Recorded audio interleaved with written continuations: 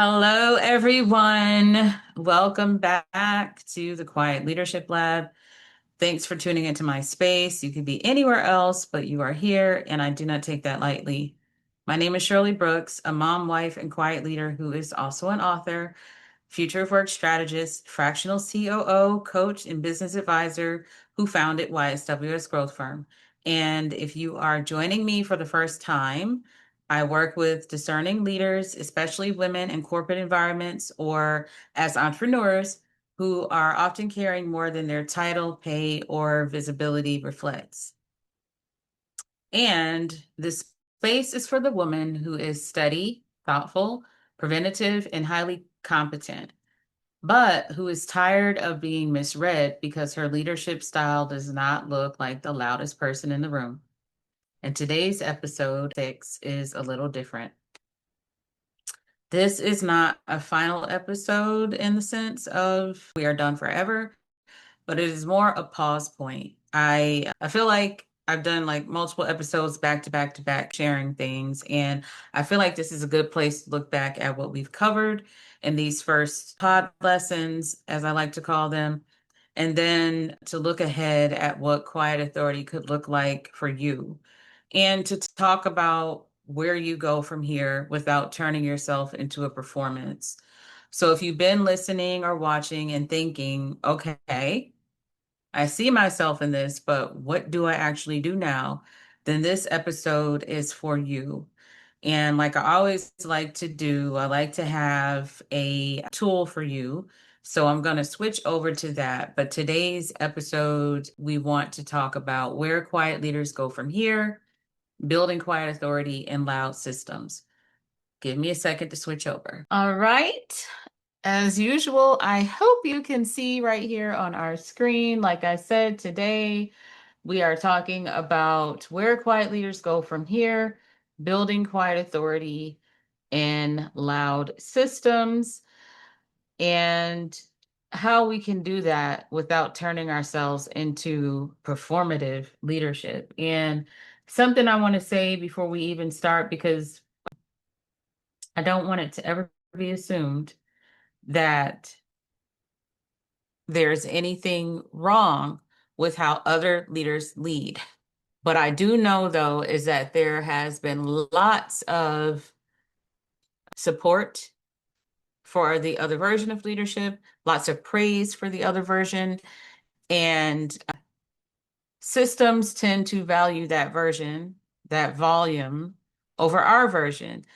So I feel like I've been given a mandate as a quiet leader to help us feel more empowered to lead authentically as we are, as well as help educate the systems on how to coach us, lead us, promote us, and hold space for us and how we lead. So that's what has inspired all of this between my books and these little pod lessons that I do.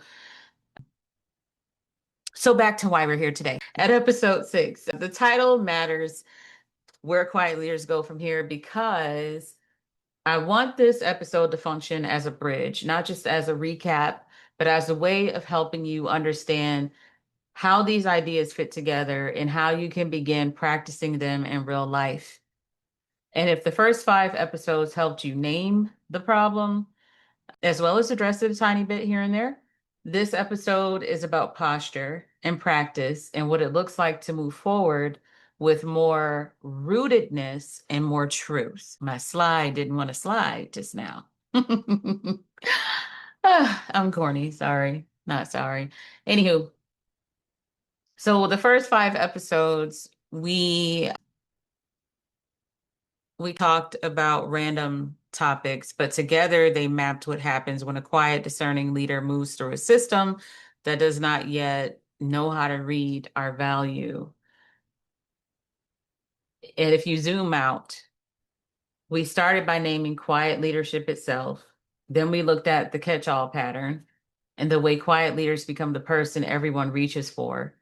And then we talked about discernment, early risk sensing, and the need for I statements so our contributions do not disappear into we language. And then we talked about documented wins and how to preserve evidence of your invisible value.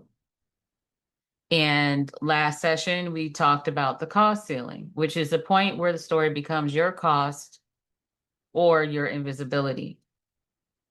So now here we are. This is actually about quiet authority. In other words, what does it look like to stop disappearing inside those patterns and start building a different relationship with your own voice, your own work, and your own leadership? And when I say your own, focus on the own part, because this is not about you not doing the work. It's about you owning the work. And there's nothing wrong, again, like I've said before, with acknowledging your team and others' contributions. It's when we carry ourselves in that. So quiet authority is not performance. And there's, in my opinion, a really big distinction here. Quiet authority is not you performing louder. It's not you trying to imitate the loudest person in the room. It's not over explaining, over proving, or trying to sound more impressive than you really are. And I want to add into that, it is not overworking, like doing more than what you're already good at doing. Quiet authority is you becoming more rooted in what is already true. It is being clear about what you see, clear about what you carry, and willing to let that truth show up in your language, your boundaries, and your decisions. And that is why on this slide, you see the contrast between what performance asks and what authority asks. Performance asks, how do I look? How do I keep up? How do I never disappoint? How do I stay impressive enough to belong? Nothing wrong with that. Quiet leaders, we tend to not care about that. We do care about disappointing, but not in that way. We care more about being helpful, if that makes sense. Quiet authority asks, what is my responsibility here? What truth do I need to say out loud? What boundary protects my discernment? And how do I honor what I see without abandoning myself? And that shift is huge.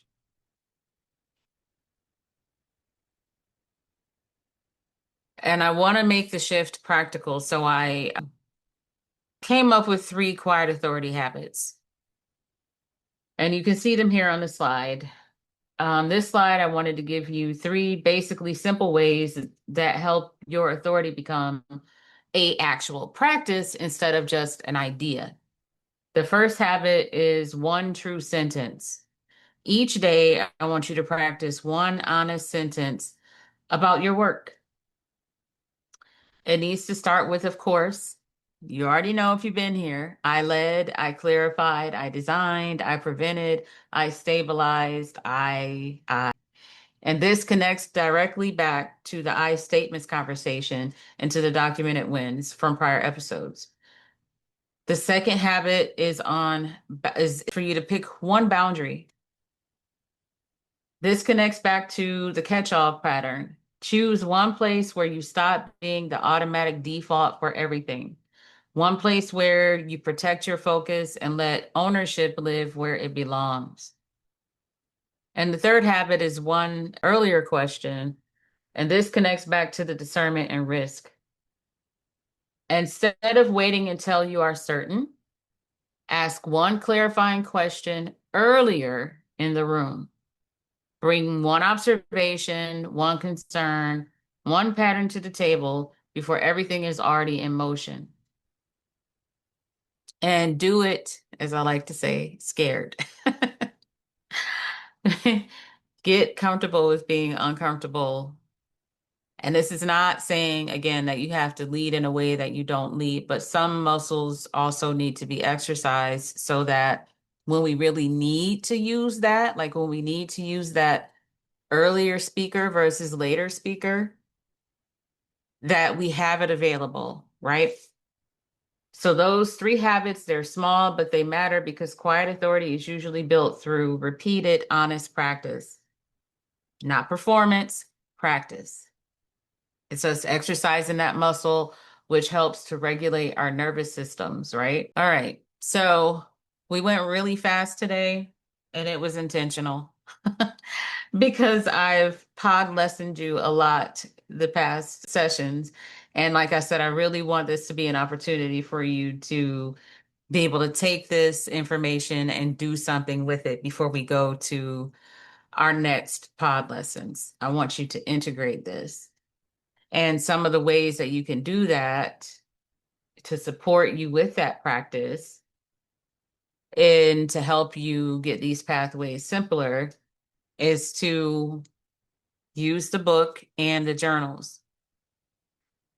The book, of course, is The Hidden Cost of Quiet Leadership: Why Staying Backstage Gets Quiet Leaders Misread, Underpaid, and Exhausted, and How to Turn Your Discernment into Power at Work and in Business.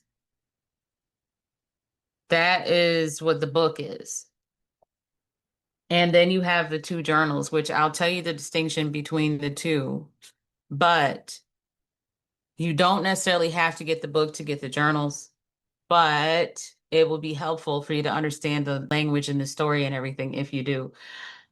In general, though, if you realize that the things I've been talking about are very helpful and you want to approach this work on your own, you definitely can work with me one-on-one. But if you want to approach this work by yourself, you can do it with the journals. So I wrote two separate journals. If you're in corporate, the Quiet Leadership Journal, 90 Days of Discernment, Visibility, and Authority for Women Who Lead Without the Noise, gives you a place to practice documented wins, stronger I language, and real-time reflection around the catch-all pattern. And it helps you with review season and it increases your quiet authority. If you are in entrepreneurship, consulting, operations, or quietly building everyone else's business first, the Quiet Leadership Journal Entrepreneur Edition, 90 Days of Discernment, Visibility, and Authority for Women Who Quietly Build Everyone Else's Business First, helps you track client impact, scope creep, strategy, and the invisible work that too often gets flattened into support language. And again, there is the book I was speaking of, The Hidden Cost of Quiet Leadership, which gives you deeper language and frameworks underneath these patterns. The book gives you the bigger story. The journals give you the daily or weekly practice. And the pod lessons give you short, repeatable teachings you can come back to when you need a reset. My goal was to try to make all of this like an ecosystem for quiet leaders. And I will continue to add and add and add as long as God guides me on what to say and do with this. But I'm really here because I want to, like I said, this is a place for pause right now. I want you to do something with this over the next 30 to 90 days.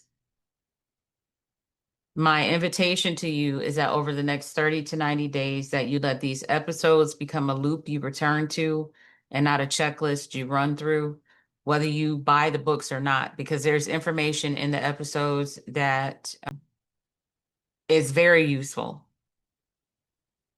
And the work is not about trying to fix yourself in 1 week. It's about beginning to notice your patterns more clearly and respond to them with more truth and more structure and more self-trust. Maybe in the next 30 days, you start noticing where you lose yourself in we language. Maybe you start documenting your wins more honestly. Maybe you try one boundary around the roles that you play too many of or that you volunteer yourself for and become the catch-all. Maybe you ask one earlier question in a meeting or with a client. Maybe you realize you've been hitting a cost ceiling and need to stop making that mean something false about your worth. Whatever it is, let it be small enough to practice and meaningful enough to matter. And the sentence I want to leave you with is this: Being undervalued is not the same as being low value. I want to say it one more time. Being undervalued is not the same as being low value. You do not need to become louder, but you do deserve rooms, roles, clients, and relationships that recognize what you see and what you hold. Thank you so much for being here with me again in the Quiet Leadership Lab. I appreciate your time, and I will see you in the next episode. I know this one was super short, but it's bridge and in betweener for what will come next. But for now, I'm grateful you are here. You are not imagining the weight you carry. You are not overreacting to what you have lived, and you are absolutely not the only one. Thank you for spending time with me today, and I'll see you again soon.